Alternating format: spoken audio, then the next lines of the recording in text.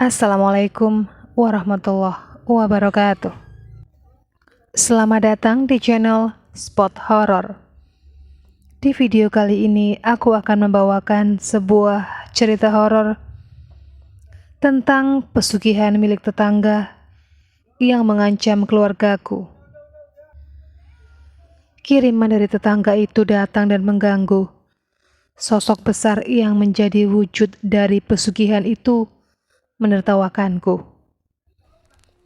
Namaku Dia. Ketika mengalami kejadian ini, aku masih berusia 26 tahun. Sebuah kejadian yang tidak pernah aku dan suami bayangkan akan menimpa kami. Ketika tetangga dengan kisah pesugihan yang sudah terkenal di kampung mencobai keluarga kami. Aku memutuskan untuk ikut suami pindah dari Semarang ke Kota Pati. Dia mendapatkan mandat untuk pindah kota.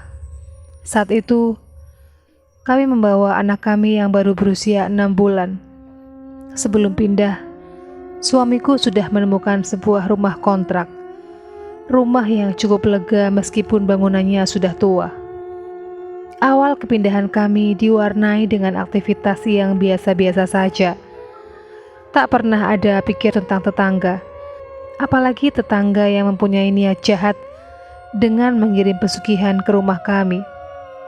Oleh sebab itulah, aktivitasku adalah mengasuh anak, membersihkan rumah, dan mengurus suami. Untuk memasak, kami dibantu oleh seorang asisten rumah tangga, namanya Bu Jum, yang tinggal tidak jauh dari rumah kontrakan kami. Aku terlahir dari keluarga yang kebetulan sensitif terhadap hal-hal halus. Konon sudah turun-temurun di keluargaku. Kondisi itu membuat aku jadi agak peka terhadap kondisi rumah kontrakan kami. Iya, sejujurnya, aku merasa kurang sreg dengan rumah kontrakan yang dipilih suami. Entah bagaimana, aku merasa energi di rumah ini negatif. Namun karena suami sudah membayar kontrakan untuk setahun penuh, aku memilih menahan diri untuk tidak menceritakan perasaanku. Jadilah aku pasrah saja kepada Tuhan untuk melindungi kami. Setelah beberapa minggu, cerita soal tetangga kami yang mempunyai pesugihan sudah mulai terdengar. Hanya selentingan saja yang mampir ke telinga kami. Oleh sebab itulah, aku dan suami memilih untuk tidak terlalu membahas soal pesugihan. Baik dan buruk manusia ada di tangannya sendiri. Namun sejak mendengar soal pesugihan itu, aku sering mengalami mimpi buruk. Aku ceritakan beberapa mimpi buruk yang aku alami. Pernah, suatu kali, aku bermimpi ada banyak ular di rumah. Kata orang, ular adalah pertanda buruk. Setelah itu, cukup sering makhluk halus mendatangi rumah kami. Beberapa kejadian mengerikan yang tidak bisa aku ceritakan terjadi juga di dalam mimpi. Makanya aku sering terjaga di malam hari karena mimpi tersebut terasa begitu nyata. Ada suatu kejadian yang sangat janggal dan tidak masuk akal. Apakah ini berkaitan dengan pesugihan tetangga kami? Aku belum yakin 100% kala itu. Jadi, pernah suatu kali ketika kami sedang terlelap tidur, sekitar pukul 2 dini hari, tiba-tiba saja ada banjir datang. Ketika terbangun, aku langsung menjerit kaget karena tanda sadar tangan saya menyentuh genangan air. Saat itu, permukaan air sudah hampir setinggi ranjang. Maka secara spontan, aku menggendong anakku yang masih berusia 6 bulan. Suamiku juga terbangun dan langsung membimbing kami supaya bisa keluar dari rumah. Anehnya setelah di luar rumah, kondisinya kering. Hanya rumah kami yang kebanjiran. Rumah tetangga paling dekat hanya basah sedikit. Malam itu, kami memutuskan untuk menginap di rumah saudara yang kebetulan bermukim di Kota Pati. Aku semakin curiga kalau pesugihan tetangga kami mulai mengganggu. Namun kala itu, fokusku adalah menjaga keselamatan anak dan enggan berpikir negatif. Hari-hari selanjutnya, kami habiskan untuk membersihkan rumah dan soal pesugihan terlupakan begitu saja. Setelah rumah kami bersih kembali, tetangga datang membawa hantaran berupa kue dalam jumlah banyak untuk kami.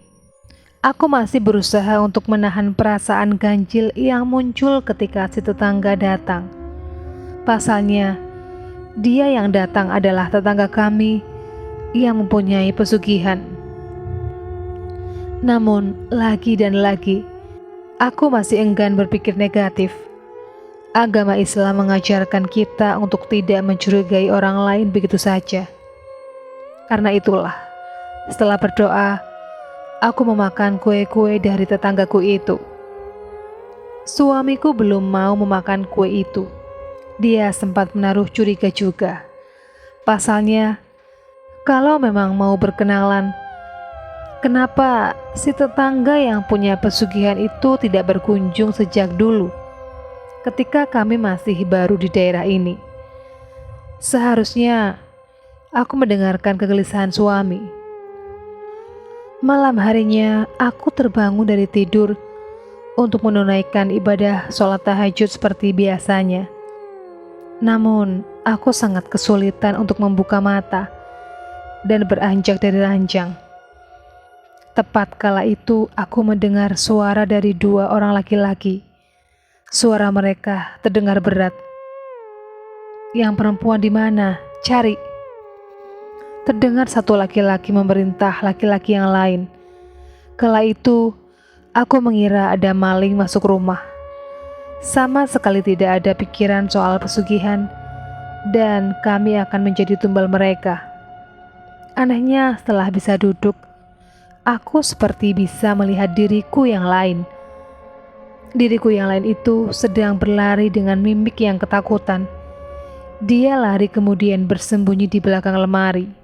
Situasi yang terjadi adalah aku seperti sedang menyaksikan sebuah film. Aku melihat diriku sendiri sedang mengeksekusi sebuah adegan film horor. Kala itu aku dalam posisi duduk di ranjang. Aku bisa melihat aku yang lain sedang ketakutan di belakang lemari. Tiba-tiba salah satu dari dua laki-laki itu berhasil menemukanku. Dia memepet tubuhku ke dinding di belakang lemari. Sosok itu besar sekali. Kepalanya hampir menyentuh langit-langit, matanya besar, rambut yang acak-acakan, dan warna kulitnya hijau. Sosok itu tertawa terbahak-bahak, sementara badanku ditahan supaya tidak bisa bergerak. Di depan wajahku berputar batu besar. Putarannya sangat kencang dan terlihat sangat janggal. Rasa takut yang luar biasa menghinggapi aku. Namun, aku terlihat berusaha untuk lebih tenang. Maka aku mencoba untuk membangunkan suami. Aku berteriak dengan kencang, tapi suamiku tidak mendengarnya. Setelah itu, aku hanya bisa menderaskan doa kepada Allah. Aku mulai membaca zikir ya Jabar dan membaca ayat kursi. Sosok itu memandangiku yang sedang sibuk membaca zikir. Namun bukannya takut, sosok itu malah menertawakan aku dengan suara yang sangat keras.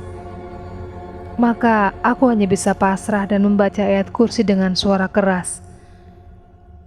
Aku pasrah sepenuhnya kepada Allah, karena hanya Allah yang dapat menyelamatkannya.